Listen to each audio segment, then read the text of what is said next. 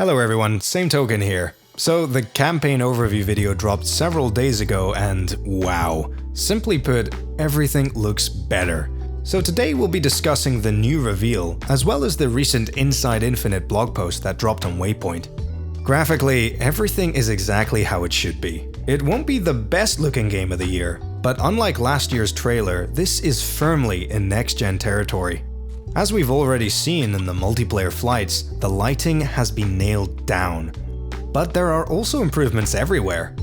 Escharum is looking far better than his previous incarnation, and it seems as though Craig has had a serious makeover, acting as a representation of all 343's accomplishments in the past year.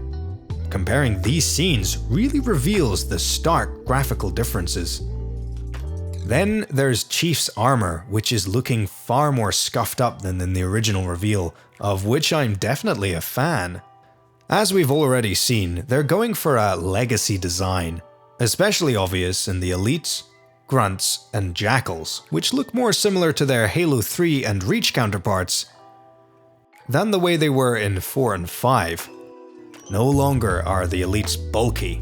They're back to being sleek and slender, less brutish and more agile, something 343 hopes will contrast with the brutes, as we'll be fighting both simultaneously.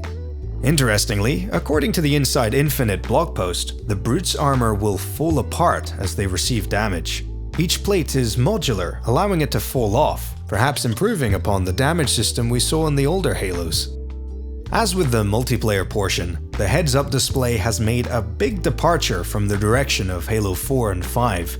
They have simplified everything, removing that helmet geometry and rearranging elements to reduce cognitive load, issues they had identified from Halo 5 players. And they went even further.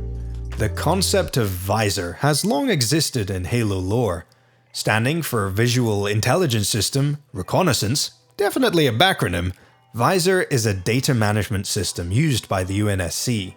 First seen in-game when playing Halo 3 ODST, appearing as the heads-up display in your helmet, Halo Infinite is being used as an opportunity to expand Visor's usage by establishing it as an in-universe operating system that is used across the UNSC.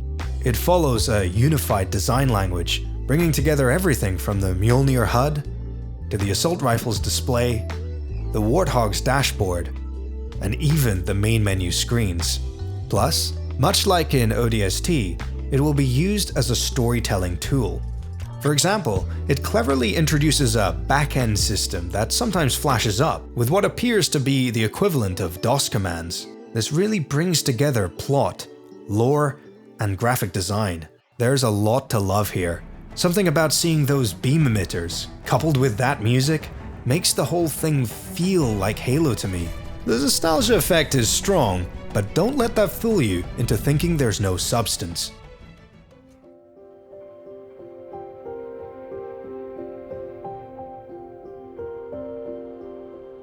Story-wise, they've managed to tease just enough for me to feel confident there's something interesting going on, while also posing plenty new questions.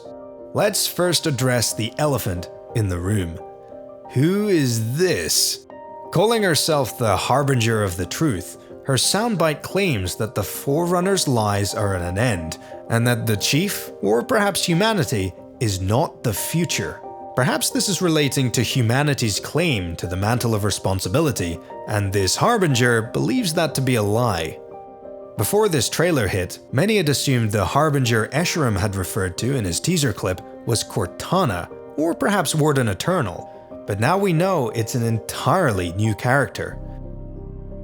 As you can imagine, there's been a great deal of discussion as to the species of this creature. Some say precursor, which might explain her rejection of the Forerunners, and no doubt they could be assuming any form they wanted, but other than it being a bit of a shame to reveal such an interesting species looking so humanoid, I think it's ultimately an unlikely possibility. A slightly more probable suggestion is that the Harbinger is a prelate, mainly because she closely resembles their appearance. Now, though the prelates haven't yet been seen in-game, they were first mentioned in the manual for the Halo 2 multiplayer map pack. Essentially, the prelates are a member of the Sanshum species, which also included the prophets, A bit like Spartans are to humans, prelates are genetically enhanced super soldiers. Something about the way she names herself as the Harbinger of the Truth is very similar to the Prophet's naming scheme, a la Prophet of Regret, or Prophet of Truth. However, as far as literary lore is concerned, they are believed to all be dead. And to be clear, prelates have 3 fingers, and as you can see right here, the Harbinger has 4. It would also perhaps be unusual for a prelate to be siding with the banished, given their unfavorable history with their species. But then again, all of those things could be easily explained away with plot. Maybe they're not all really dead. Maybe female prelates have a different number of fingers. And this wouldn't be the first time a prelate defected. So I wouldn't discount this theory just yet. Other ideas included her being a forerunner, filling that evil British alien-shaped hole the Didact left. Or, just to throw something even crazier out there, maybe a prehistoric Sanshum back from cryosleep. And then of course there's the possibility of her being a completely new species. Either way, I have to say it's exciting to see a new character like this, and no doubt this enigma will soon be solved, maybe even before release.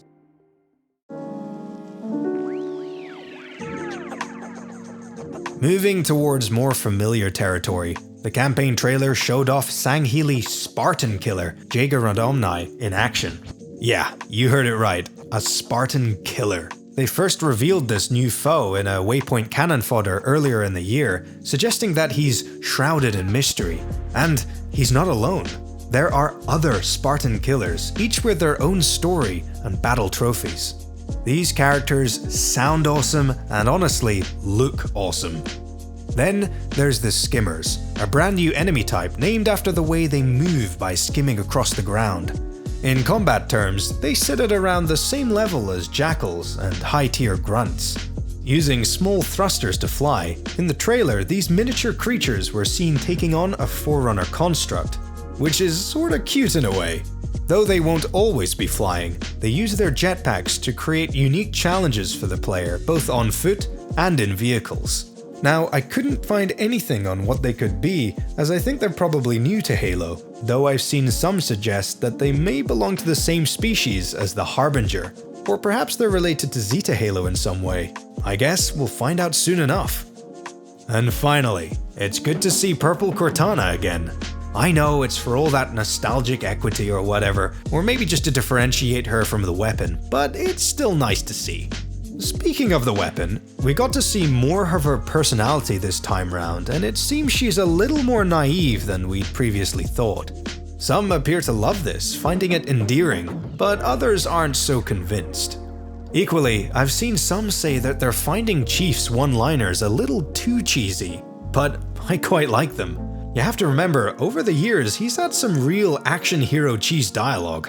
To give the Covenant back their bomb comes to mind, yet I think it's awesome.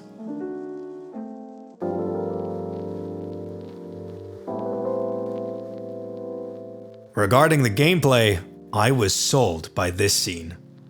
Well, actually I was probably sold by this scene, but you get the idea. Quite simply, as far as an open world Halo goes, it looks exactly as I'd hoped. One line in their blog post really stood out to me, where they said that their ground rule was innovate and modernize where we should, but don't change for the sake of change. And honestly, I can already see that paying off. Everything seems so purposeful, even the elements that are polarizing. We're getting closer to embodying the Master Chief of the books, performing absurd feats, one after the other, very quickly. A momentum that I hope can be maintained throughout the game. Infinite is clearly a fresh experience, and yet it retains that distinctive Halo feel. Not so much of the newer installments, but I'm talking some serious Combat Evolved vibes. Like I said before, the music helps, which by the way is the perfect fit, but it does go beyond that. I finally see what they were meaning when they called this a spiritual reboot. Simple things like saving the Marines on the cliffside threw me back into that second mission of Halo 1. All that wonder, soaking in the atmosphere of this immense ring world as you scramble to help fallen comrades. In many ways, they're giving the players what they wanted. Halo Infinite has a lot of heart. We've played against their AI in the multiplayer flights, so we already know the gunplay is excellent. It's all very well put together, and you can see they've come leaps and bounds from the initial reveal. In their blog post, 343 talk of having a clear distinction between AI characters, with each bringing unique experiences to combat both in gameplay and in terms of aesthetics. Important to this is player comprehension, where players immediately understand what each enemy type represents. Halo has traditionally excelled at this, with grunts, elites, jackals, and hunters all being fairly distinctive. You immediately know which one to fight first and how. This is something they appear to be instilling into Halo Infinite's DNA.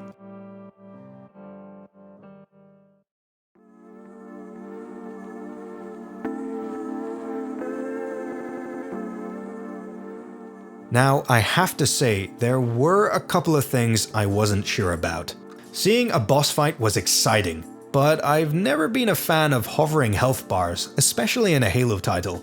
I prefer more subtle health cues in the form of cosmetic damage, which they seem to already be doing with the brutes. Aesthetically, I don't find it very pleasing, but from a gameplay perspective, it could be a good thing.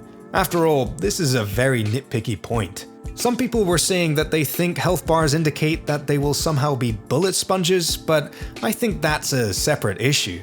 I'm just glad they appear to be reserved for more substantial boss encounters, since the hunters didn't appear to have them. And then there's the question of just how they're going to handle the non-linear nature of the map. There are concerns Infinite will be Ubisoft-ified, especially in situations like we saw in the trailer where you're destroying salvage operations. Might feel a bit Far Cry Watch Dogs Just Cause, but honestly, that doesn't have to be a bad thing. Red Faction Guerrilla was at its best when you went from point A to point B, specifically to destroy stuff. Halo Infinite will be a case of traveling between areas that are filled with that excellent gunplay that perhaps take the place of firefight. And stitching those areas together will be experiencing Infinite's vehicular action, which will be more important than ever. At first, I wasn't convinced of the whole vehicle delivery system thing, but on reflection, it really does lend itself to Halo Infinite's gameplay.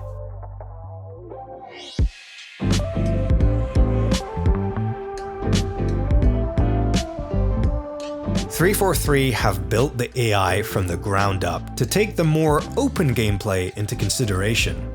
Those fusion coils the player is seen lobbing at the brutes can also be lobbed at the player by those brutes. And apparently they will sometimes even throw grunts. Man, I wish we could throw grunts. With all these additional tools, new considerations of how the player interacts with enemies have been made. The example given was the grapple shot, which will pull you towards a brute, be deflected by a hunter, and push a jackal shield to the side. These tools are designed to be as expansive as possible to integrate with the new open sandbox.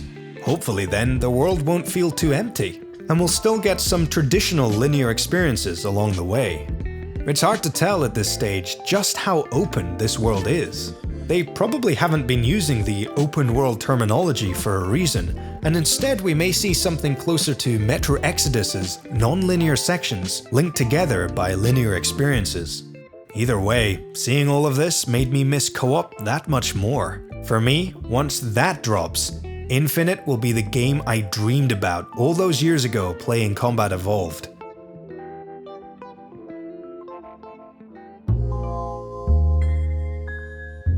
The scale of Halo Infinite looks immense. I just hope they don't sacrifice quality for quantity. A shorter, amazing experience is always far better than a longer, boring one.